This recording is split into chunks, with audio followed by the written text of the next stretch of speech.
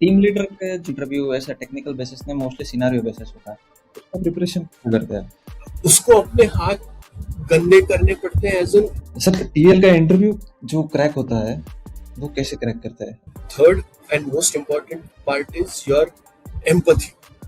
अपने एजेंट्स की mental wellbeing, उनकी जो पर्सनल और प्रोफेशनल लाइफ है, इनके बीच का जो बैलेंस है, उसके लिए आप what will be your approach. तो आप मतलब ऐसा फ्रेशर्स के अंदर कौन सी ऐसी चीज देखते हो जिससे मतलब आप उसको सेलेक्ट करोगे या रिजेक्ट करोगे? तो एक स्मार्ट इंटरव्यूअर, जो एक स्मार्ट कैंडिडेट जो होता है ना, वो इस तरह से अपना प्रेजेंटेशन देता है, अपना इंट्रोडक्शन देता है कि जिसमें वो अपने स्ट्रॉन्ग पॉइंट्स को ज्यादा फोकस करे।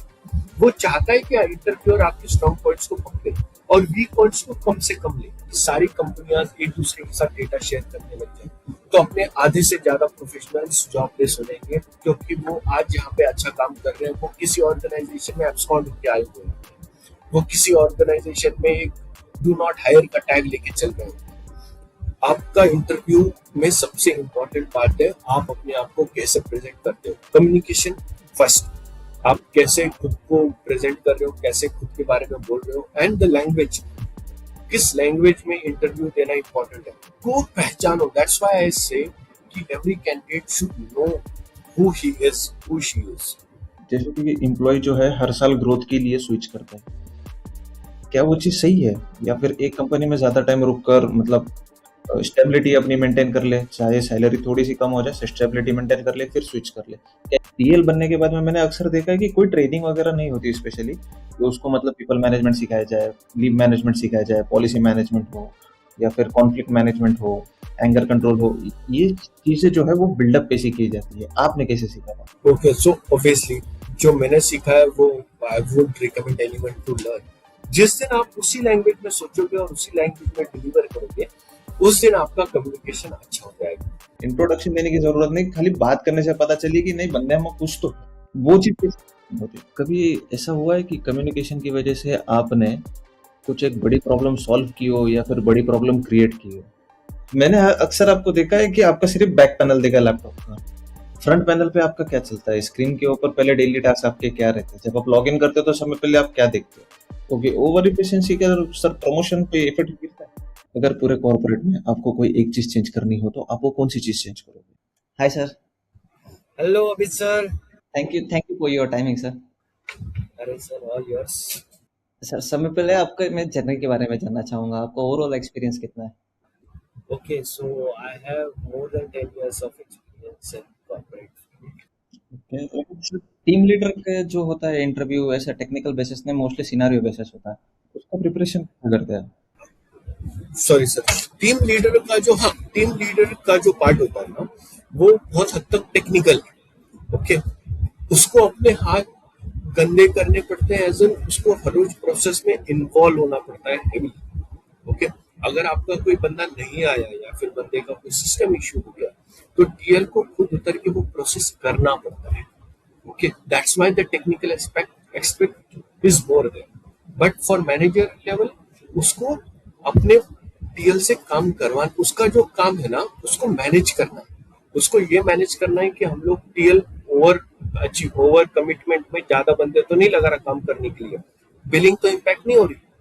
ओके, या फिर टीएल बंदों को ज्यादा तो हार्शली ये नहीं कर रहा कि किसी की सिकली भी नहीं अप्रूव कर रहा, या तो टीएल ज्यादा ही लिबरल तो नहीं हो रहा बंदों के साथ कि सबकी छुट्टियां कर रहे हैं, तो बंदा कौन मैनेज करेगा। सो एएम जो होता है ना, एएम रोल ये बहुत सारा मैनेजरियल है, टेक्निकल रोल, वेरएस टीएल बहुत ज्यादा प्रोसेस ड्रिवन रोल है, उसको प्रोसेस में रहना है ऐसा। This that's why the technical aspect is more important to TL than AM. Sir, TL का इंटरव्यू जो क्रैक होता है वो कैसे क्रैक करता है? उसका प्रिपरेशन कैसे किया जाता है? वो सिनेरियो बेस्ड होता है। टीएल में few things which are very much important when it comes to finding out a good TL. One is uh, how well versed he is in learning new things. A, that is very important. Second is how strong you are in when it comes to technical background. Okay. Third and most important part is your empathy. Okay, so we all know about IQ, intelligent quotient we all know, but emotional quotient is also one of the biggest factor which can determine whether you are a good TL or a bad TL. Okay, So, for example, there are most of interviews your viewers might have seen that the people will ask if there are two agents coming, approaching you for 2 leaves, for 2 days of leaves, and both of them, one wants to have friends, one wants to visit a friend's wedding, and someone has someone admitted to the hospital. आप किसका approve करोगे? Okay, ऐसे situation में आपका emotional question बहुत important है। वो क्यों? आपको उस टाइम पे यू कैन नॉट से कि इसका इंपॉर्टेंट है उसका नहीं है। हो सकता है कि वो फ्रेंड उस बंदे की जिंदगी में बहुत ज्यादा इंपॉर्टेंस रखता हो। ओके, वो आज जिस लेवल पे है, जिस एजुकेशन बैकग्राउंड से आया है, उसको वहां पे सपोर्ट करने वाला उसका वो दोस्त ही था, और उसी के लाइफ का सबसे इंपॉर्टेंट पार्ट में he wants to be the part of that. तो उसके पॉइंट ऑफ व्यू से वो बहुत बड़ी चीज है। मेडिकल वाले में हो सकता है कि उस बंदे का जो मेडिकल अप्रोच, मतलब जो भी एडमिट है, वो इतना इंपॉर्टेंट है कि उसको लीव देना भी बहुत जरूरी है।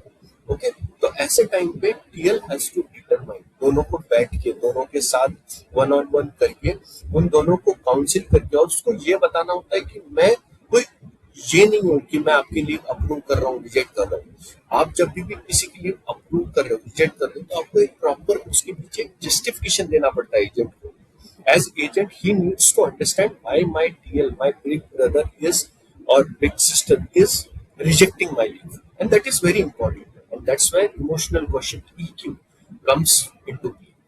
और वही एक बहुत बड़ा फैक्टर है जो आपको इंटरव्यूज में इंटरव्यूअर देख रहा होगा। इंटरव्यूअर को ये नहीं पता कि आप जो टेक्निकल बैकग्राउंड बता रहे हो, आपको उसके बारे में बहुत कुछ पता है। इंटरव्यूअर को ये भी नहीं पता कि आपने जो एक्सपीरियंस अब तक उस प्रीवियस कंपनी में किया है वो कितना लेजिट है। बट इंटरव्यूअर को ये पता है कि जब मैं इसके सामने ये सिचुएशन डाल रहा हूँ, उस सिचुएशन को ये कैसे हैंडल कर रहा है, और वो उसके सामने हो रहा है। सो इसलिए इन तीन फील्ड में से जो लास्ट वाला पार्ट है वो आपके लिए बहुत ज्यादा इंपॉर्टेंट है। To be empathetic about someone situation, to think rational, and to give logical answer. These are the 4 parts of that IQ which comes to play when you are interviewing something, or when you are trying to crack a mid management level of interview. That is more important. Sir, आपका IGP में ऐसा समय worst question कौन सा था? मेरे IGP में यहाँ पे कैसा होता है, हमारी ऑर्गेनाइजेशन पे जब भी आईजीपी होती है तो आईजीपी से पहले you are given a chance to, you are given a situation. Okay, उस सिचुएशन में बहुत सारा डेटा होता है, उस डेटा को आपको डिकोड करना होता है। पहले तो आपको प्रेजेंटेशन देना होता है, उस डेटा के बेस पे रॉ डेटा होता है कि 10-15 एजेंट्स, 20-25 एजेंट, इनका डेटा, इनका क्वालिटी, इनका प्रोडक्शन, ये सारा डेटा होता है। तो मोस्ट ऑफ द टाइम जो फर्स्ट क्वेश्चन होता है वो इसी सिनारियो के आसपास होता है, टेक्निकल बेस पे, where interviewer wants to know कि आप कहाँ पे अच्छे हो, आप डेटा में, एनालिटिकल पॉइंट ऑफ व्यू में आपका माइंड कितना शार्प है, आपको गलतियां कितनी इजीली दिख रही हैं। ओके, होता है ना कुछ लोगों की गलतियां, बहुत छोटी सी छोटी गलती भी, असिमेट्रिक चीज जो है बहुत जल्दी समझ में आती है। ओके, उसको हम लोग हमारे मतलब जो इस फील्ड में उसको ओसीडी फॉर मिस्टेक्स बोलते हैं। उसको इमीडिएट समझ जाता है कि हाँ इसने ये गलत किया, या फिर बहुत सारी सिंपल लाइन पे भी आपको एक क्रैक दिखता है, तो वो ओसीडी होता है, वो लीडरशिप में होना बहुत जरूरी है। तो इंटरव्यूअर आपके पहले 3-4 क्वेश्चन में आपको वो अप्रोच समझने का ट्राई करता है उस क्वेश्चन से। तो ये टाइप के क्वेश्चन होते हैं। बट हाँ, इंटरेस्टिंग क्वेश्चंस जो most of the time academic या फिर इस जैसी कंपनीज में जो इंटरव्यूअर होते हैं वो पूछते हैं, वो होता है कि आप अपने एजेंट्स की मेंटल वेलबींग, उनकी जो पर्सनल और प्रोफेशनल लाइफ है, इनके बीच का जो बैलेंस है, उसके लिए आप what will be your approach, how approachable will you will be as a leader, as a manager. इस टाइप की चीजें, इस टाइप के सिनेरियो उनके सामने डाल के हम लोग टेस्ट करते हैं कंसिस्टेंटली कि how real and how fake that person is. हो सकता है, मैंने इंटरव्यू इतने सारे पैनल में देखा है, और पिछले 3-4 साल से जब मैं अपने प्रोसेस के लिए इंटरव्यूज कर ही रहा हूँ, हम लोगों को ये पता है कि इंटरव्यू में आने वाला हर बंदा ये हाँ ही बोलने वाला है। आप उसको बोलो मैं आपको ग्रेवयार्ड शिफ्ट 11 PM से 8 AM डाल रहा हूँ, वो आपको हाँ ही बोलेगा। हर इंटरव्यू में आने वाला बंदा वो फिजिकली फिट, मेंटली फिट ही होता है। Problem starts after he onboards. Okay, और आपको इसी चीज को पकड़ना होता है कि ये प्रॉब्लम कब स्टार्ट होगी। कुछ लोगों में नहीं होता है कि they genuinely want to work in, और कुछ लोगों का होता है पहले वो हाँ बोल देते हैं कमिटमेंट के लिए, और फिर बाद में जब वो एक्चुअल कमिटमेंट फेस करना स्टार्ट करते हैं then they start to back out. हम लोग ऐसे क्वेश्चन पूछते हैं कि जहां से उनकी वो जो कमिटमेंट से बैकआउट वाली वाली स्टेप है ना, वो आपको अर्ली स्टेजेस में डिटेक्ट किया, and that is more important assessment. तो सर जैसे कि आपने पहले बताया था कि आप पहले एक एजेंट्स थे, एजेंट के बाद में आप सीनियर, फिर उसके बाद में टीएल बने। तो सर आपने वो सिचुएशन कभी फेस की है कि उसी टीम को आप लीड कर रहे हो, टीम में बोला गया है कि कल तक के साथ में था, आज बॉस है, वो वाली सिचुएशन? होता है, बहुत ज्यादा होता है। So for my personal experience, क्योंकि मैं था 2018-19 का ज्वाइनिंग, मेरे से पहले के थे 2016-2015 के ज्वाइनिंग एजेंट्स थे।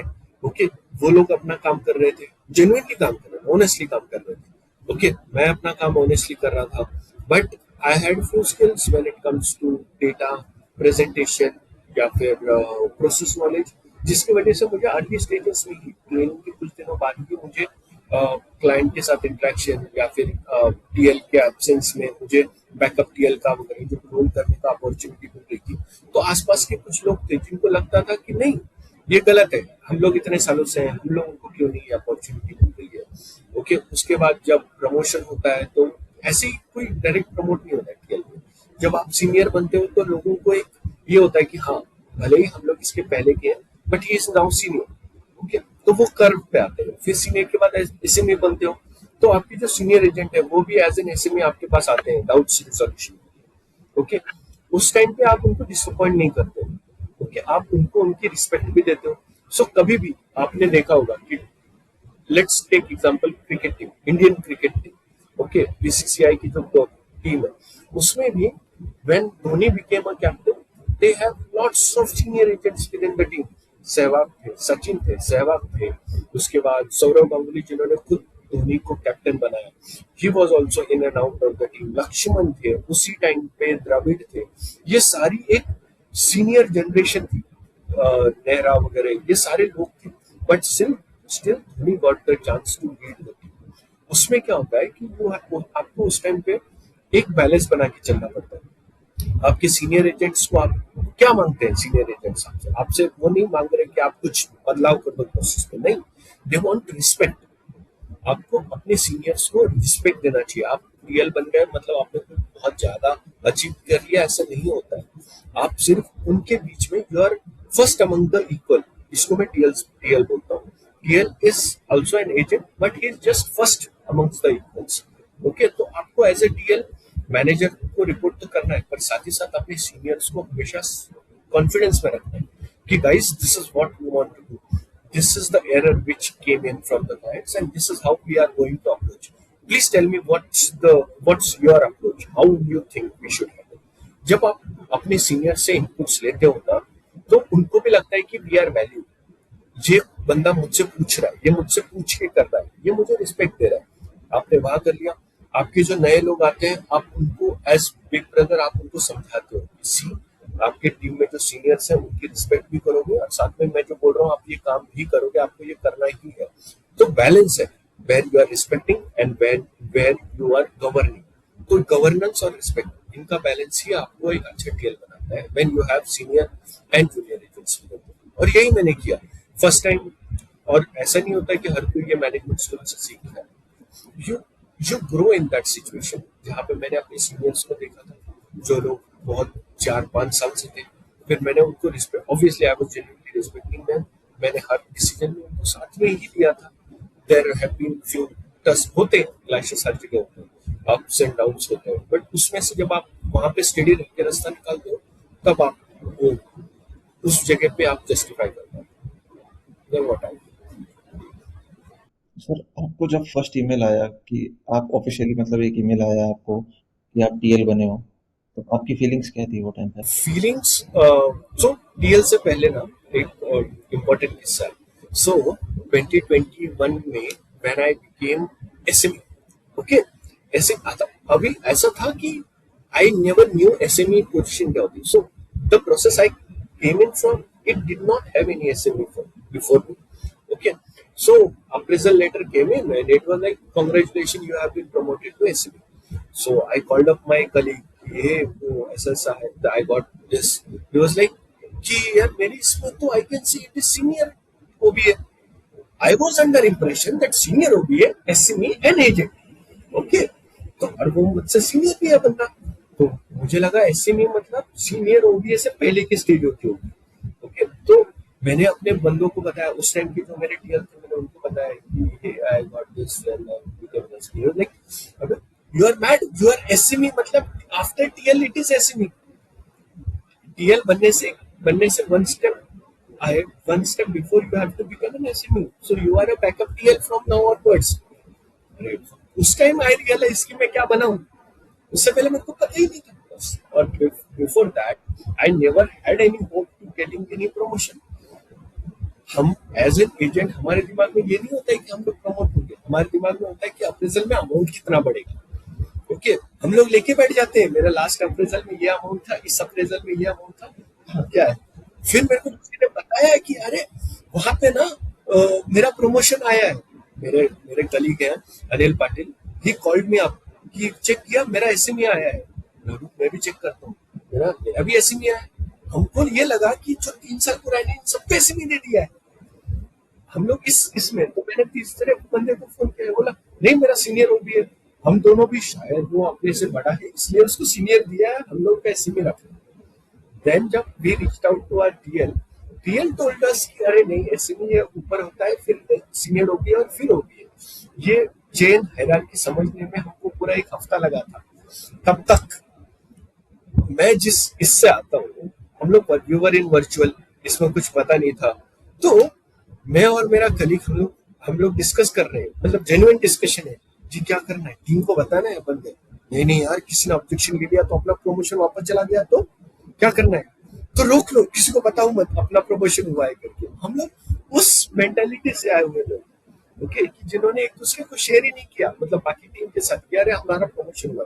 हमारे टीएल ने बोला रुक जा अभी मत बता, जिनका नहीं हुआ है वो लोग बेचारा ऑलरेडी दुखी है, तुम्हारा होने से वो और दुखी हो जाएंगे, जल्दी बताओ रुको। तो आरएनआर होता था पहले एटीडी में हर महीने, उस महीने जब आरएनआर में हमारे नाम आए तब हमारी टीम को पता चला हम लोग प्रमोट हुए। नहीं तो हम लोग पूरे 20 दिन उनके साथ वैसे ही काम कर रहे हैं, वॉल्यूम जो एलोकेट हुआ है वही प्रोडक्शन कर रहे हैं। तो ये ऐसा होता है, मतलब आप जब लर्निंग स्टेज में होते हो, फिर बाद में आपको पता चलता है कि आप कितने ये थे, how naive you are when you are thinking कि अप्रेजल में आने के बाद वो वापस छीन भी सकता है हमसे, और किसी चीज के जाने के डर से आप उस चीज को छुपा के रखते हो।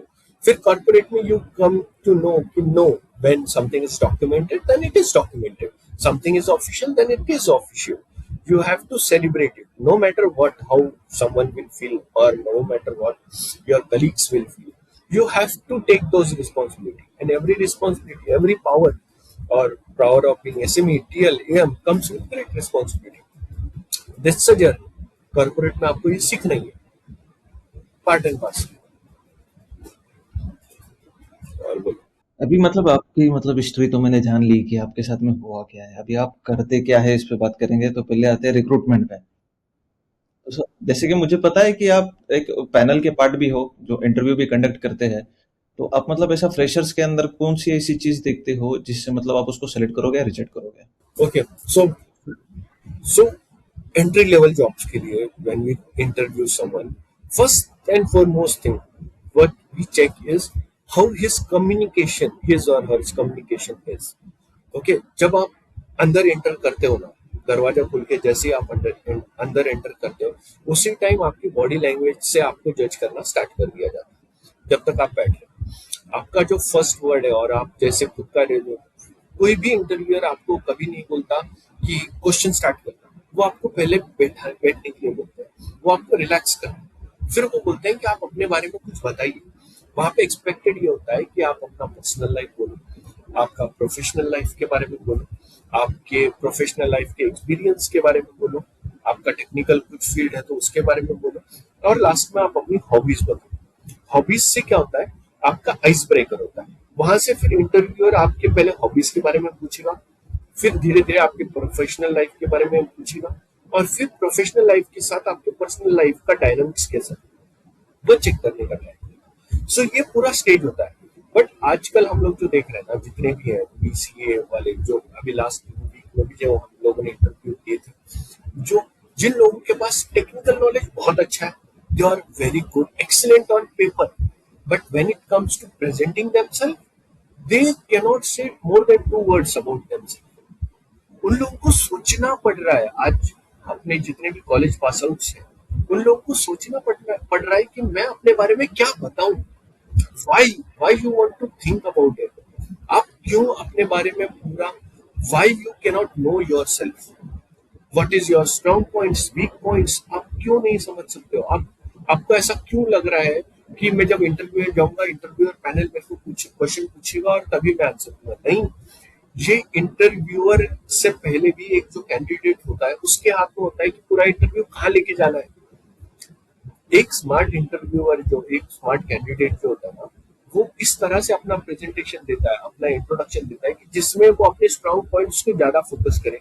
वो चाहता है कि इंटरव्यूअर आपके स्ट्रॉन्ग पॉइंट्स को पकड़े और वीक पॉइंट्स को कम से कम ले, सो दैट जब भी आपके ऊपर जो क्यूएन होगा तो you already have an upper hand. और क्यूएनए से पहले ही आपके इंट्रोडक्शन में ही आप अपना एक्सेप्ट रिजेक्ट कर चुके हो, उसके बाद वाली चीज सिर्फ फॉर्मेलिटी होती है। सो जो भी आपके, जितने भी आपके व्यूअर्स ये देख रहे हैं, मैं उनको एक चीज बहुत क्लियरली बोलना चाहता हूँ, इंटरव्यू में अप्लाई करने से पहले आईने के सामने खड़े हो जाए, अपने बारे में 2 पेज लिख लें और वो खुद के सामने बोल के देखें और अपने आप को जज करें कि आप 1 to 100 या फिर 1 to 10 खुद को कितने मार्क्स दे रहे हो, 1 being the last, 10 being the most। अगर आप 9 से ज्यादा खुद को अगर जज कर दे पा रहे हो, तभी किसी इंटरव्यूअर पैनल के सामने खड़े हो जाओ। Interview is not something for experience, this is your job, get real about it, get serious about it. आपको जितने भी एक्सपेरिमेंट करनी है वो घर में आईने के सामने करिए, इंटरव्यूअर पैनल के सामने मत कीजिए, क्योंकि आपका जो क्या बोलते हैं उसे, आपका जो बिहेवियरल पैटर्न, आपके जो रिमार्क्स है, वो आपके प्रोफाइल में दर्ज हो चुके होते हैं। कल अगर ऐसा हो जाए, जैसे जिस तरह से दुनिया बदल रही है, कल अगर हो जाए कि सारी कंपनियां एक दूसरे के साथ डेटा शेयर करने लग जाए, तो अपने आधे से ज्यादा प्रोफेशनल्स जॉबलेस हो जाएंगे, क्योंकि वो आज यहाँ पे अच्छा काम कर रहे हैं, वो किसी ऑर्गेनाइजेशन में एब्सकॉन्ड होकर आए हुए होते हैं, वो किसी ऑर्गेनाइजेशन में एक डू नॉट हायर का टैग लेके चल रहे होते हैं।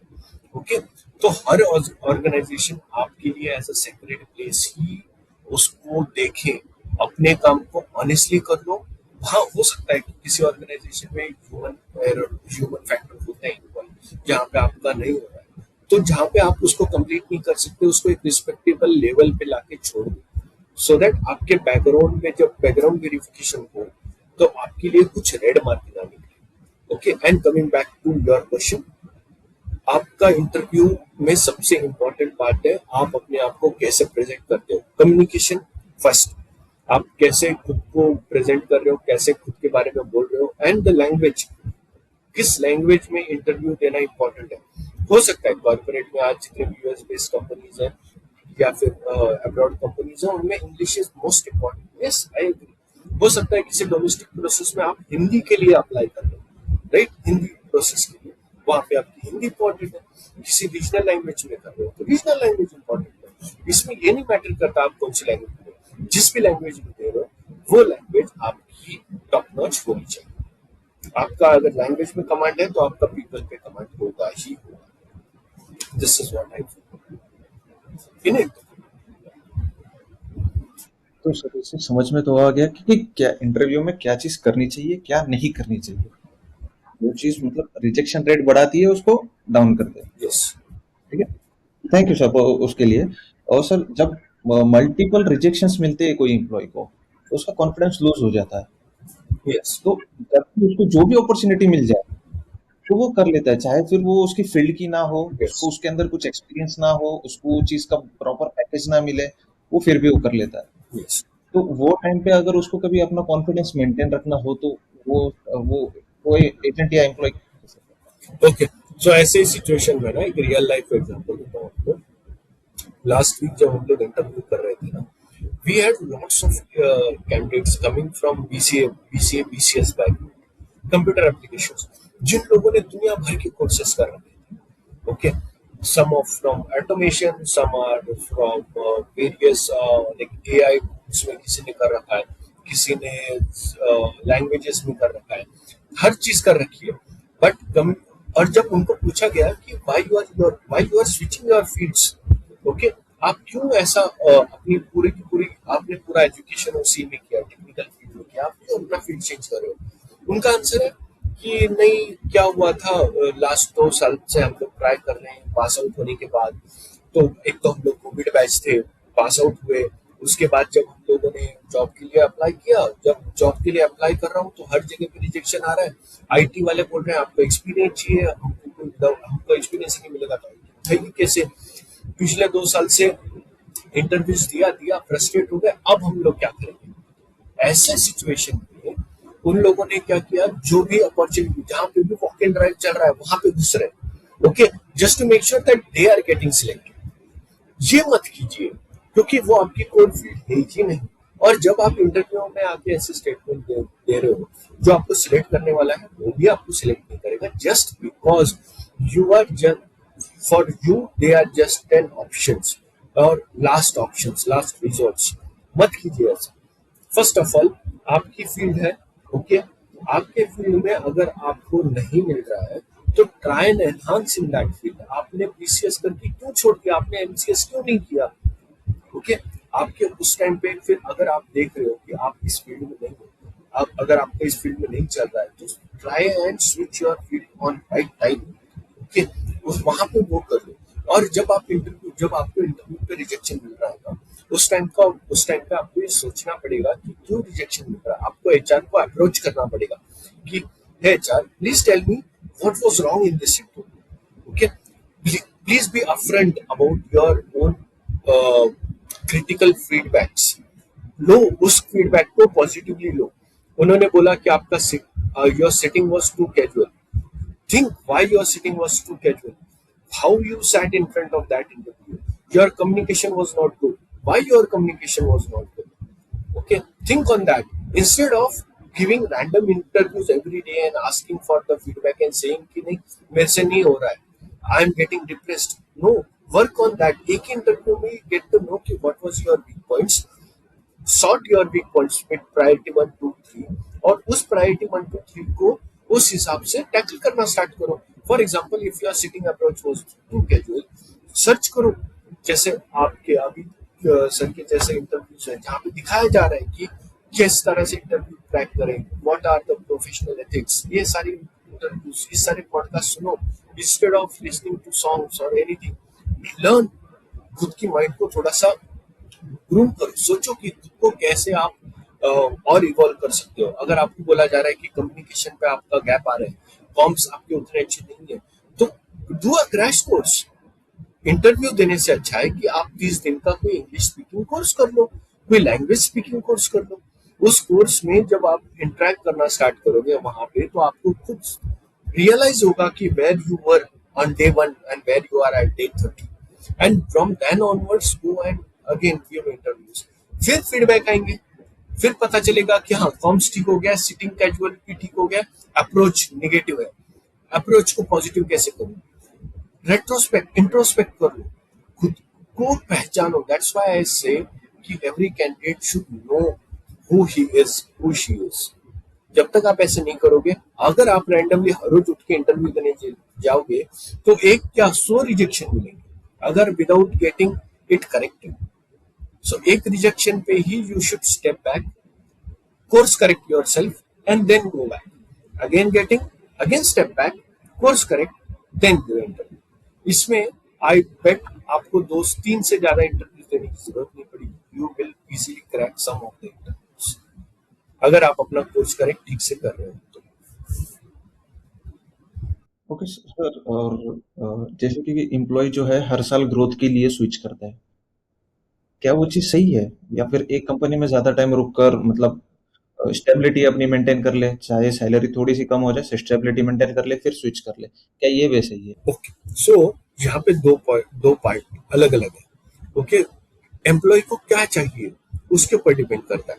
फॉर एग्जाम्पल, अगर अगर कोई एम्प्लॉय है जिसको हाइक चाहिए, मॉनिटरी हाइक, तो आज वो एक कंपनी में था फॉर से 4 lakh of LPA, okay, he switches to some other company, क्योंकि उस कंपनी में अगर वो रहता तो उसका शायद 4.2 4.4 होता, okay, he switches to another company which gives him 5.5 lpa or 6 lpa, then he switches to another company for 7 lpa, okay, and then he realizes कि इसी प्रोफाइल पे स्विच हो रहा हूं मैं। I was an agent at A company, agent at B company, and agent at C company. But my salary was increased, but my position remained same. So 7 LPA पे he'll be locked. क्योंकि बहुत सारी companies का ऐसा होता है कि agent level पे देर इज अ पे बैंड और वो लॉक कर देता है उसको. So now he has to enhance himself. So what he will do in third company, he'll try to stick and make sure that his position is increased. From agent level, he enters in a mid management level. From mid management level, he can start again his career. So this is one part where he is getting a salary hike, but he is not getting a promotional hike or a positional hike. Whereas there is one agent who is in the company, A company. Okay, in next year he gets some hike of 4.2, 4.3, but he gets a promotion. Okay, with promotion it again gets a hike. Then in fifth year he again gets a promotion, gets hike. From mid management level he goes to a senior management level. Now, when he is in senior management level and he has already spent 8 year, 9 year, 10 year in organization, whenever he switch to any other company, that company takes him as a responsible and respectable candidate for them, because he has been with one company for more than 10 years. He has seen their growth. He has contributed in their growth. From there, you can negotiate your salary much more effectively than the agent who switched their company for 8 or 9 times and still are at agent level. Okay, there recruiter will see how stable this employees. But yes, there are some fields where instead of stability, your knowledge is more important, your skills are more important. Then it might not affect that how many years you have been that in that organization. It affects it. It is more important that how much knowledge and how skillful you are and how what you can bring to the table when you are in that company. So for them, every company has, for every position, the GD is different, the job description is different. Hence, we cannot say that those who switches constantly are bad and those who stays at one place are good. It is very people to people oriented. I would say both of them are doing good in their own. Okay sir, अगर कभी एक company में वो अगर कभी growth ले रहा है, पोजीशन पे जा रहा है, जैसे सीनियर ओबी है ऐसे में तक तो ठीक है, लेकिन जब अगर वो टीएल बन जाए कभी, टीएल बनने के बाद में मैंने अक्सर देखा है कि कोई ट्रेनिंग वगैरह नहीं होती स्पेशली, कि उसको मतलब पीपल मैनेजमेंट सिखाया जाए, लीव मैनेजमेंट सिखाया जाए, पॉलिसी मैनेजमेंट हो या फिर कॉन्फ्लिक्ट मैनेजमेंट हो, एंगर कंट्रोल हो, ये चीजें जो है वो बिल्डअप पे सीखी जाती है। आपने कैसे सीखा था? Okay, so obviously, जो मैंने सीखा है वो I would recommend anyone to learn. Why? Because I learned from the mistakes. From the mistakes I made, there might be some scenario. I learned from scenarios. So when I migrated or when I transitioned from SME to TL, I didn't get any formal training on how to become a TL, how to become a good TL. There is no training. Nobody can give you this training. Okay, you just need to do a people management and process management. Then comes client management. Then there is a stage when someone like me, when it was for me when it was first time TL, for me the client management was on top. Then agent management was on top. तो ऐसा switch seasonal switch होता है. और आपको anger management ये जो होता है ना, आपको पहले झटके लगते हैं. पहले आप इंथुजियाज्म में बहुत सारे डिसीजन ले लेते हो, फिर आप उस डिसीजन को जब आप रिवर्स करते हो तब आप उससे सीखते हो. मैंने बहुत बार सीखा है, मैंने इससे माय पर्सनल एक्सपीरियंस की, जब मुझे पता था कि नहीं, this can become a huge escalation in future, but still I felt कि नहीं, एजेंट को लिवरेज देते हैं, एजेंट को सपोर्ट करके देते हैं, but in long term it give me a bad effect. I relied on agent and then client comes to me and say कि नहीं ये गलत है. सो जब मैं अपने एक्सपीरियंस से सीखता गया तब मुझे समझता गया कि क्या सही है और क्या गलत है. और कोई भी ऑर्गेनाइजेशन आपको टीएल बनने की ट्रेनिंग नहीं देगी. ओके, टीएल कुछ अलग नहीं है. He is just again first amongst the equal. सारे एजेंट्स की तरह ही वही एक एजेंट होता है, बट उन सारे एजेंट्स को मैनेज करने का काम कर रहा है. तो टीएल बनना या फिर टीएल से मैनेजर बनना ये इतना इम्पोर्टेंट नहीं है जितना इम्पोर्टेंट आपको पीपल मैनेजमेंट और प्रोसेस मैनेजमेंट करना है. पहले वो कर लो. हर एवरीवन फर्स्ट थिंग कि आप how you can do a people management, how you can do process management. आपको हर दिन आपको ये सोचना पड़ता है कि आज का मेरे टास्क क्या है, A B C D. Okay, आप पहले लॉग इन करने से पहले आपके दिमाग में प्लान आउट करो कि आज के इतने टास्क है, ये कंप्लीट ही होने चाहिए. ओके, मेरे को कितने लोगों को रिपोर्ट करना है. ओके, उन लोगों को क्या क्या रिपोर्ट करना है, उस रिपोर्टिंग के लिए मेरा डेटा क्या बोल रहा है. ये सारी चीजें आपकी जब तक रेडी नहीं होती तब तक आपका प्रोसेस मैनेजमेंट नहीं होता. मेरा हर एजेंट मेरा क्या क्या कर रहा है, कितने बजे क्या लॉग इन करता है, हर किसी की दुखती नस क्या है और किसी का स्ट्रॉन्ग पॉइंट क्या है, जब तक ये मुझे नहीं पता होगा तब तक मैं लीडर नहीं बन पाऊंगा. और ये एक दिन का नहीं है, इट्स अ जर्नी. आपको 6 महीने 8 महीने लग जाते हैं अच्छा लीडर बनने के. हाँ, there might be some exceptions कि जो लोग पहले दिन से एक अच्छे लीडर होते हैं, और there might be some exception जिनको आप 5 साल रख लो वो कभी अच्छे लीडर बन नहीं पाते. तो there can be two poles, but middle way for everyone is to learn from your mistakes और एक्नॉलेज करो मेरे से गलती हुई है, हाँ हुई है, क्यों हुई है वो भी पता है, ये रिपीट ना हो बस. तो अभी एक बात बता दो कि टीम बॉन्डिंग का आपका सीक्रेट क्या है? सॉरी. फिर आप इस टीम बॉन्डिंग जो रहती है हाँ. एज टाइटल से लोअर टाइटल पे, हाँ. Okay. As a TL AM से लेके एजेंट तक जो बॉन्डिंग होती है, जो आप जिस तरह से बिल्डअप करते हो, आपका secret. Okay, so team bonding जो होती है ना, टीम बॉन्डिंग बहुत हद तक आपके फैमिली बॉन्डिंग तक जैसी ही होती है. ओके, फैमिली में कैसे होता है, जब एक बड़ा भाई होता है, ओके, वो अपने पापा मम्मी या फिर अंकल लोगों से एक अलग टोन में बात करता है. ओके, उसका उन लोगों के साथ जो बात करना है वो एक अलग है. वेर जब वो अपने छोटे भाई और कजिन से बात कर रहा हूँ, ऐसा तो नहीं हो सकता जैसे मैं अपनी कजिन से बात कर रहा हूँ वैसे मैं अपने ताऊ से बात कर रहा हूँ, है ना. ये तो अलग अलग है. तो एक लीडर ना उसी बीच का एक लीडर है जो अपने एजेंट्स के साथ उनकी लैंग्वेज में बात करता है. उनकी लैंग्वेज में बात करना मतलब उनका फ्रेंड, उनका सीक्रेट कीपर, उनका एक दोस्त जो जिसके साथ वो शेयर कर सकते हैं, बट उनको ये भी पता है कि ये किसी के पास लीक नहीं होगा. ओके, आप वो दूसरी जगह पे आप एज अ जब वो आप मैनेजमेंट को फेस कर रहे होते हैं, हायर मैनेजमेंट की, तो उनके लिए आप उनकी उनकी उनका एक परक्यूलेशन होता है, नॉलेज परक्यूलेशन. आप उनसे वो नॉलेज ले रहे हो. ओके, आप उनको आउटपुट्स दे रहे हो. वहां पे आप अननेसेसरी बात नहीं करते हो. ओके, आपको जितना बोला जाए आप उतना देते हो और आपके वहां पे व्यूज रखते हो, पीछे हट जाते हो. ओके, तो वहां पे आप वैसी बॉन्ड करते हो जहां पे they respect you. Okay, they trust and respect. यहाँ पे they trust respect and confined in you. वो आपके सामने सब कुछ बोल सकते हैं, वो आपके सामने शेयर कर सकते हैं, बट उनको एक डर भी है कि नहीं, टीम में एक डेकोरम है, ये मेंटेन होना चाहिए. मैं अपने टीएल के गले में हाथ अगर डाल रहा हूँ तो साथ ही साथ कभी उसके साथ मतलब एक उस तरह से बॉन्डिंग भी होगा, और जब जरूरत पड़े तो वो मुझे एक हार्शली या फिर मुझे थोड़ा सा स्ट्रिक्टली मुझे अलाइन भी कर सकता है, मेरा कान भी पकड़ सकता है. ये दो अलग अलग बात.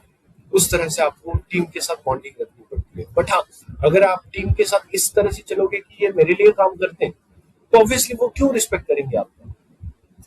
आप मालिक नौकर टाइप कुछ टीएल मैंने देखा है, उन लोगों का होता है कि नहीं, I am the process owner, आप लोग मेरे लिए काम कर रहे हो. ऐसे नहीं होता.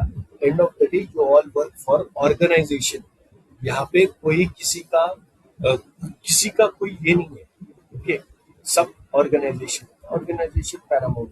आप उसी हिसाब से अपनी बॉन्डिंग भी क्रिएट करो. प्रोफेशनल लाइफ को प्रोफेशनल रखो, पर्सनल लाइफ को पर्सनल रखो. प्रोफेशनल पर्सनल को मिक्स मत करो. वो करोगे तो सारी बॉन्डिंग खराब हो जाएगी. ओके सर, अभी थोड़ी बात करते हैं कम्युनिकेशन के ऊपर. जैसे कि कम्युनिकेशन करना मीन्स सिर्फ एक इंग्लिश बोलना, फ्लुएंटली इंग्लिश बोलना ये नहीं रहता. एक ऐसा टाइटल के हिसाब में जैसे कोई बात कर रहा है तो लगे कि हाँ नहीं बाबा एटीएल है, जैसे कि आप बात कर रहे हो तो लग रहा है कि कोई एएम बात कर रहा है, असिस्टेंट मैनेजर कोई बात कर रहा है। तो ये लेवल का जो कम्युनिकेशन इंप्रूवमेंट होता है वो किस तरह से करना चाहिए, आपने कैसे किया? Okay, so communication, obviously, language is not learning a language is not good, good in comms. Okay, expressing your thoughts in a clear, crystal way. Okay, without getting anyone affected or making him more effective is communication. Basically, आपको किसी को बोलना है, आपको अपनी बात समझानी भी है, वो रूड भी नहीं लगनी चाहिए और आपका काम भी होना चाहिए। ये कम्युनिकेशन होता है।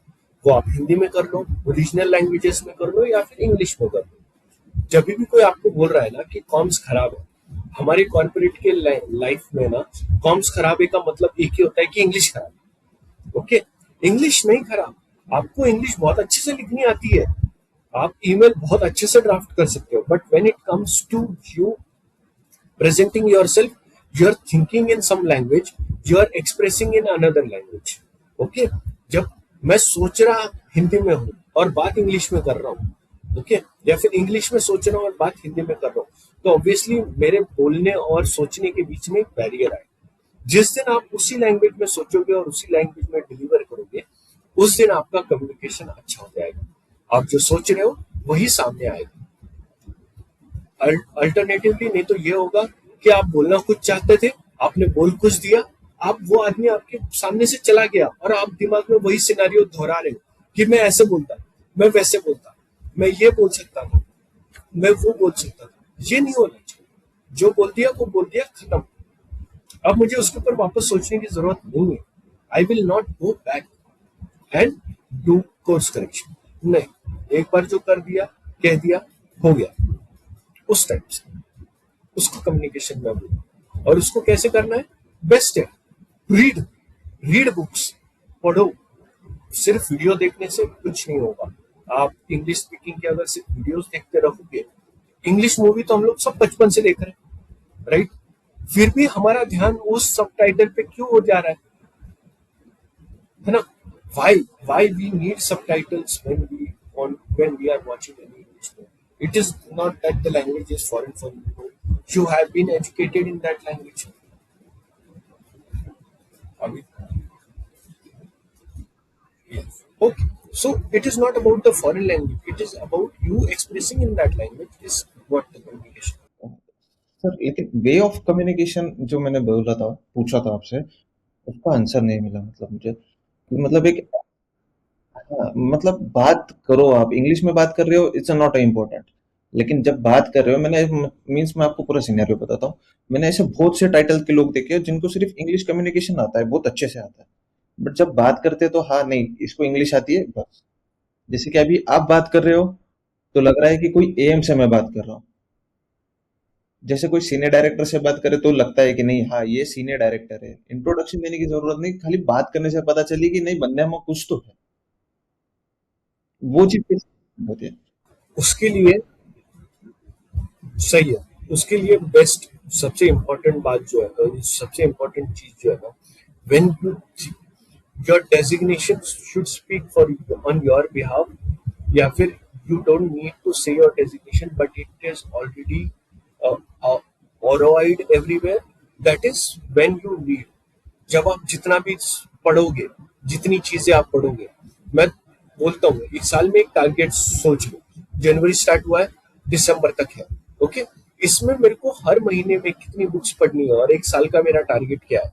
अगर आप उतना भी स्टार्ट करो ना, हो सकता है कि रीडिंग स्टार्टिंग में ना बहुत बोर लगे, किसी को लगे कि यार रीडिंग में इतना मजा नहीं आ रहा है, मैं एक बुक स्टार्ट कर रहा हूँ, कुछ पेजेस पढ़ लिए, उस पेजेस के बाद मैंने छोड़ दिया, ओके, मेरे को वो लिंक नहीं मिल रही है, तो कुछ एकदम चीप सा स्टार्ट करो, बट स्टार्ट करो रीड करना। Start with some romantic novel, okay, start with some suspense thriller, वो स्टार्ट करो, किसी भी लैंग्वेज में करो। आपको सिर्फ कम्युनिकेशन चाहिए, राइट? आपको ये नहीं चाहिए कि मेरा इंग्लिश में अच्छा हो, हिंदी में अच्छा हो, मेरे थॉट्स अच्छे हो। और थॉट्स कब अच्छे होंगे?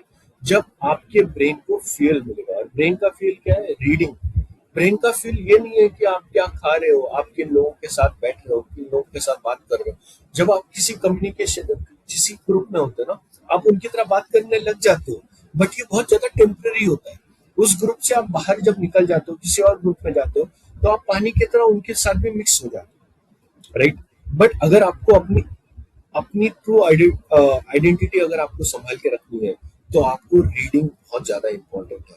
आज से ही जितने भी व्यूअर्स हैं, उन लोगों को आई वुड रिक्वेस्ट कि एक दिमाग में टारगेट सोच लो, मेरे को साल में 2 बुक्स पढ़नी है, साल में 5 बुक पढ़नी है, साल में 50 बुक्स पढ़नी है। वो कैसे पढ़नी है वो आपके ऊपर है, आपको प्लान आउट करना पड़ेगा। और अगर इतने छोटा सा आप अगर प्लान आउट नहीं कर रहे हो, आप प्रोक्रास्टिनेशन कर रहे हो कि मैं आज नहीं कल करूंगा, कल नहीं परसों करूंगा, तो आपका ये ऐसे ही चलता रहेगा। आपको पहले तो आपको एक बुक से स्टार्ट करना पड़ेगा, आपके रीडिंग हैबिट्स ग्रो करनी पड़ेंगी। जैसे आपकी रीडिंग हैबिट्स ग्रो होगी, वैसे आपका थिंकिंग ग्रो होगा, आपका वर्ड फॉर्मेशन, सेंटेंस फॉर्मेशन सही होगा। और जब आपका सेंटेंस फॉर्मेशन सही होगा, तब आपके हर वर्ड पे कोट निकलेंगे। क्यों निकलेंगे? क्योंकि आप उतने वेल रीड है, वेल लर्नेड पर्सन है। यही डिफरेंस है ना अपने में और एक जनरेशन पहले वाली जनरेशन में। जिन जनरेशन ने सिर्फ बुक्स पढ़ के अपने आप को ये किया है, तो आप उनकी पुरानी हिंदी फिल्में देख लो, पुरानी इंग्लिश फिल्में देख लो, उनकी एक एक डायलॉग आज भी आइकॉनिक डायलॉग्स हैं। क्यों? ऐसा नहीं कि उन्होंने कहीं से चुराई थी, इसलिए क्योंकि उस टाइम उन लोगों के पास कोई ऑप्शन नहीं था। दे वर रीडिंग, कंसिस्टेंटली रीडिंग। और आज वही डायलॉग्स आपको आज के फिल्म्स में इतने नहीं हिट करते हैं जितनी पुरानी शेर और शायरी। आ, कितने पुराने शायर हैं, कितने पुराने आज भी हम लोग उनके शायरी पढ़ते हैं। अमृता कुमारी हो गई, या फिर आपने जॉन एलिया साहब हो गए, इन लोगों की शायरी आप पढ़िए, वो क्यों है कि 2 लाइन में सब कुछ है, 3 लाइन में सब कुछ है। जाकिर आज हमारे जाकिर ये इतने बड़े कॉमेडियन है, तो उनकी अगर शायरी सुनोगे, क्यों आती है इतनी अच्छी शायरी? Because he is reading every day, he is learning from every book. और वही है, उन सबका वही कहना है कि आप जितना पढ़ोगे उतना अच्छा है। कम्युनिकेशन होता है, कॉम सुधारना है, आपको अपना बोलने का तौर तरीका सुधारना है, तो आपको पढ़ना। कभी ऐसा हुआ है कि कम्युनिकेशन की वजह से आपने कुछ एक बड़ी प्रॉब्लम सॉल्व की हो या फिर बड़ी प्रॉब्लम क्रिएट की हो? होता है जब हो होता है जब आप किसी क्लाइंट कॉल में हो, ओके, और आपको भी पता है कि ये फटा है, क्लाइंट को भी पता है कि ये गलत है, बट आपको डिफेंड करना है। आप इस तरह इतने टेक्निकल टर्म्स यूज करते हो कि क्लाइंट खुद कंफ्यूज हो जाता है कि ये बोलना क्या चाहता था और क्या बोल दिया। उसमें वो लोग बोलते हैं कि हाँ शायद होगा, इस वजह से हो गया होगा, तो इस सिचुएशन से आप बच गए, ओके। बट उस टाइम भी आपको वो एक्चुअल टर्म पता होनी चाहिए कि मेरे को किस जगह पे क्या बोलना है। कभी कभी होता है कि आप ओवर कमिट कर देते हो, और आपकी मैनेजमेंट को पता होता है आप डिलीवर नहीं कर पाओगे, आपको बाद में रियलाइज होता है कि आप डिलीवर नहीं कर पाओगे, और आप प्रॉब्लम में फंस जाते हो। तो आपके कम्युनिकेशन में आपको प्रॉब्लम फंसा दिया होता है। और इससे भी बड़ा फॉर लीडर्स एक इम्पोर्टेंट चीज होती है कि आप कभी कभी, मैंने बहुत सारे लीडर्स को देखा है, वो अपने बंदों के साथ बॉन्ड करने के चक्कर में बहुत ज्यादा फ्रैंक हो जाते हैं। एक एक बैरियर होना चाहिए लीडर में और एजेंट्स में, एक अनसेट लिमिट होना चाहिए। उस लिमिट को किसी लीडर ने नहीं क्रॉस करना चाहिए। जिस दिन आप क्रॉस कर देते हो अपने एजेंट्स के साथ, you cannot go back, okay. आपने अगर वो रेखा क्रॉस कर दी, तो आप वापस नहीं जा सकते वहां पे। फिर प्रॉब्लम क्या स्टार्ट हो जाता है कि he starts taking you lightly, और उस टाइम पे ऐसा होता है कि किसी जोक पे आप उसके हंस दिए, बट वो जोक इनअप्रोप्रिएट था टुवर्ड्स समवन, ओके। तो वो वहां पे है ना, आपको कम्युनिकेशन, आपका ही फ्रैंक कम्युनिकेशन आपको प्रॉब्लम में ले जाएगा, आपको ले डूबता है। दैट इज ओके सर, तो अभी आपके बारे में कुछ बात करते हैं सर। जब मैंने अक्सर आपको देखा है कि आपका सिर्फ बैक पैनल दिखा लैपटॉप का, फ्रंट पैनल पे आपका क्या चलता है? स्क्रीन के ऊपर पहले डेली टास्क आपके क्या रहते हैं? जब आप लॉग इन करते हो तो समय पहले आप क्या देखते हो? सबसे पहला मेरा काम होता है, जैसे लैपटॉप ऑन किया, जो लैपटॉप ऑन करने से पहले भी ऑल एम्स मैंने देखा है, देयर इज अ प्रिपरेशन कि आज के दिन भर के क्या काम है, ओके।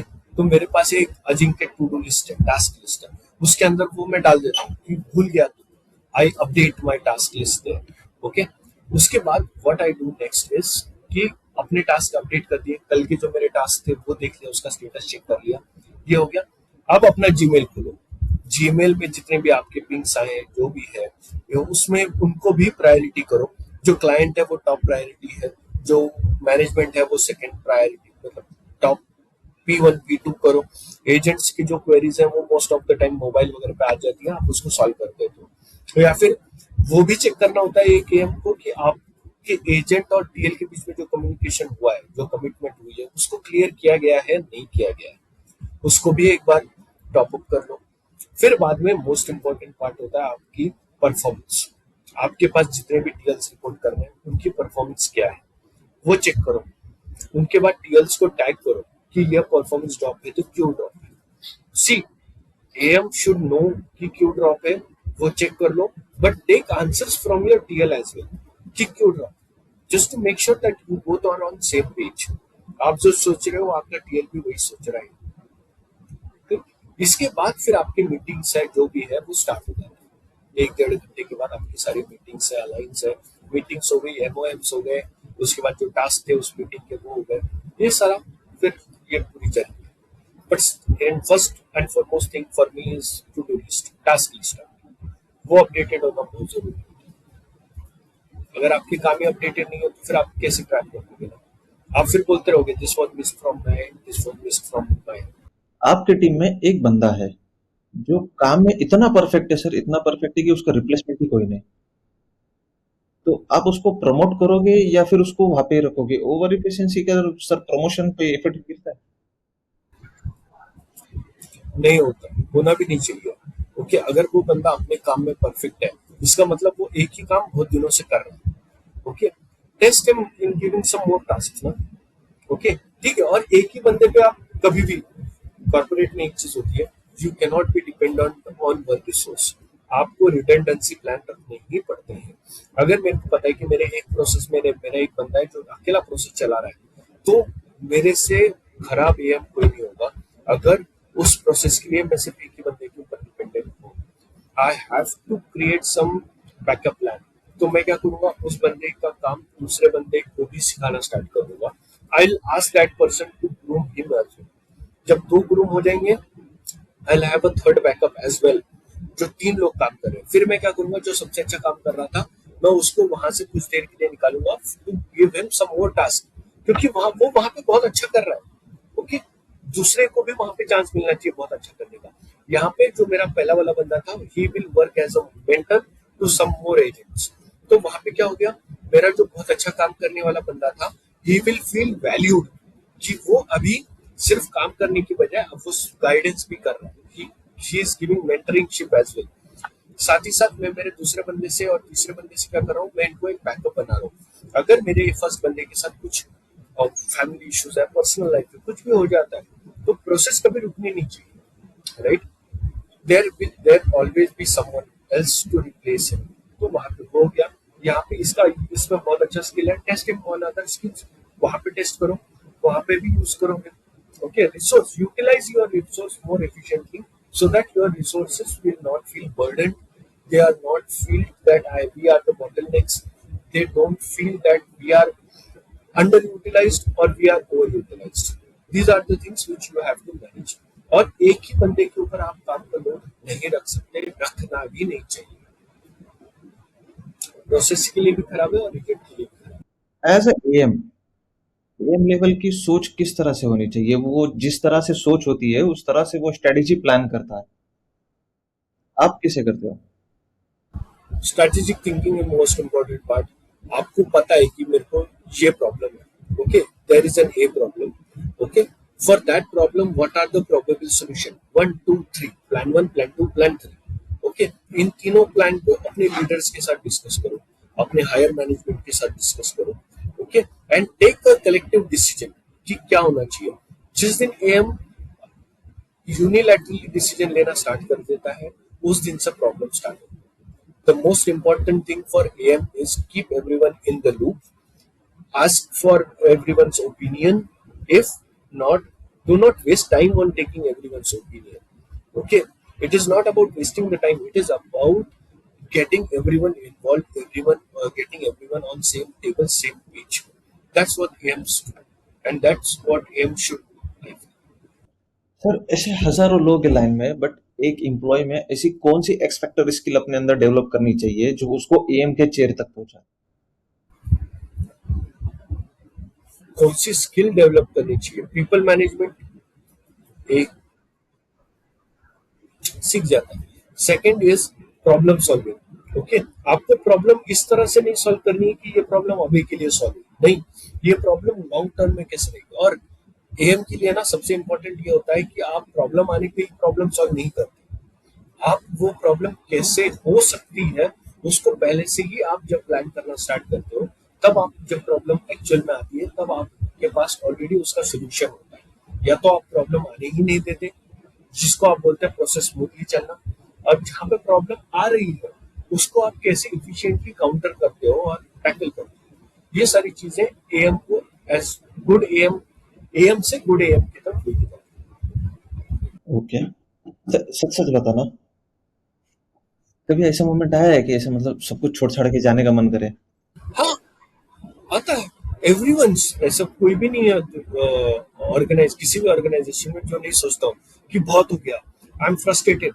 हर वीक आता है, हर वीक एक पॉइंट आता है, हर डे के इसमें एक पॉइंट आता है, फिर बाद में आता है वीकेंड। ओके, वो वीकेंड आपको रिसेट करता है। सैटरडे संडे जो होता है वो आपको रिसेट करता है, जिसका जो भी वीकेंड है वो आपको रिसेट करता है। उसके बाद आता है ईएमआई। ओके, जो आपको उसी जगह पे रखता है। ओके, वो आपको जंप नहीं मारने देता। रिस्पॉन्सिबिलिटीज, ईएमआईज, ये वो चीजें जो आपको उस थॉट से बाहर निकालती है, छोड़ के जाने वाले थॉट से बाहर निकालती है। ओके, तो बाकी कुछ नहीं होता। हर हर किसी की लाइफ सेम है, कोई कुछ अलग नहीं लेके आ रहा है। हर कोई and of the day log out करते टाइम फ्रस्ट्रेट ही हो चुका होता है अपने काम से, बट वो काम है and of the day. You enjoy it, you hate it, but you cannot ignore. Sir एक लास्ट क्वेश्चन मेरा, पूरे इंटरव्यू का एक लास्ट क्वेश्चन, अगर पूरे कॉर्पोरेट में आपको कोई एक चीज चेंज करनी हो तो आप वो कौन सी चीज चेंज करोगे? I would say people orientation ज्यादा होना चाहिए। आजकल बहुत ज्यादा हो गया है कि we are more client oriented. हम लोग बहुत ज्यादा क्लाइंट फोकस्ड है। हम लोग बहुत अच्छा लोगों को सामने दिखाने के लिए है। जब तक हम लोग इंटरनल ब्रोकन चीजें ठीक नहीं करते हैं, हर कोई, एवरीवन, कि एजेंट फेसिंग जो है ना, एम्प्लॉय फर्स्ट अप्रोच बहुत जगह पे नहीं है, आज भी नहीं है। बहुत सारी ऑर्गेनाइजेशन में agent first, employ first approach, सबके पास क्लाइंट फर्स्ट अप्रोच है। ओके, एम्प्लॉय फर्स्ट अप्रोच लाने की जरूरत है, क्योंकि यही वो लोग हैं जो आपका काम कर रहे हैं। आपका मैनेजमेंट आपके लिए पैसे नहीं जनरेट करता है, आपके एजेंट आपके लिए पैसे जनरेट करते हैं। रेवेन्यू आपका जनरेट होता है आपके एजेंट से, आपके सपोर्ट स्टाफ से, आपकी आईटी टीम, आपकी एनालिटिक्स टीम, आपकी एचआर टीम, आपकी एजेंट टीम, यही टीम बन के आपके ऑर्गेनाइजेशन बनाते हैं। तो इन लोगों के लिए आप जितना कुछ कर सको ना, वो करना बहुत ज्यादा जरूरी है। वही साल में एक बार की पार्टी करने से कुछ नहीं होगा। You have to acknowledge them, you have to appreciate them, at the same time you have to help them when they are struggling। सिर्फ टीम कोई खराब परफॉर्म कर रहा है इसलिए उसको ऑर्गेनाइजेशन में निकाल दिया, ऐसे नहीं होता है। Give them chance to learn and fight back, वो बहुत ज्यादा जरूरी है, जो अपनी इसमें नहीं है। रीजन ये है कि अपने पास रिसोर्स बहुत है। We are the country of population. एक पोजीशन लेने के लिए अपने पास आज 100 लोग खड़े हैं, तो उस रिसोर्स के लिए कौन करेगा फंड? वो कॉर्पोरेट में चेंज होने की बहुत जरूरत है। जॉब सिक्योरिटी होने की बहुत जरूरत है। हमारे पास हेल्थ बेनिफिट आ गए, इंश्योरेंस आ गया है, सब आ गया है, बट जॉब सिक्योरिटी कब आएगी? कॉर्पोरेट का आज तक तो वो नहीं आया, वो आगे बहुत जरूरी है अपने एजेंट्स के लिए। एक बार कोई एजेंट अगर कॉर्पोरेट में ज्वाइन कर ले तो उसकी फैमिली एक गवर्नमेंट एम्प्लॉय की तरह क्यों नहीं सिक्योर फील कर सकती? आज क्यों ऐसा हो रहा है कि गवर्नमेंट एम्प्लॉय कुछ ज्यादा सिक्योर है अपने से, है ना? वो चेंज करना चाहिए, वो चेंज करना बहुत ज्यादा इम्पोर्टेंट है। अपने पास कोई एक कॉमन गिल्ड नहीं है, कॉमन ऑर्गेनाइजेशन नहीं है जो एम्प्लॉयज के लिए या फिर ये कर सके। जो एम्प्लॉयज जैसा होता है, government, central government has central government unions या फिर एक गैदरिंग है उनकी, which raises their voice whenever it is needed. For our corporates, there is no organization as such. Okay, अपने लिए वो एम्प्लॉइज के लिए, मैनेजमेंट के लिए कोई ऐसी ऑर्गेनाइजेशन नहीं होती, कोई ऐसी अनऑफिशियल बॉडी भी नहीं है कि जो डे टू डे ऑपरेशन या फिर इस चीज में देख सके। अपने पास ऐसा कुछ नहीं। इट इज लाइक आप अच्छा नहीं कर रहे हो, आप बाहर हो, आप अच्छा कर रहे हो, आप अंदर हो, आपका किसी के साथ बहुत अच्छा है तो आप प्रमोटेड हो। बहुत सारी जगह ऐसे चलता है, भले अपने यहाँ नहीं चलता होगा, बट बहुत सारी जगह वी सी, बहुत सारी चीजें वी हियर, बहुत सारी चीजें वी सी ऑन टीवी। सो वो सारी चीजें थैंक यू। मैं ऑल गुड सर।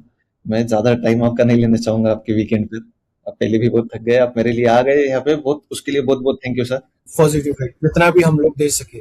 हमारा ये पॉडकास्ट सुन के भी अगर कुछ लोगों ने रीड करना स्टार्ट कर लिया, कुछ लोगों ने कम्युनिकेशन पे काम करना स्टार्ट कर लिया, तो भी बहुत बड़ी चीज है ये।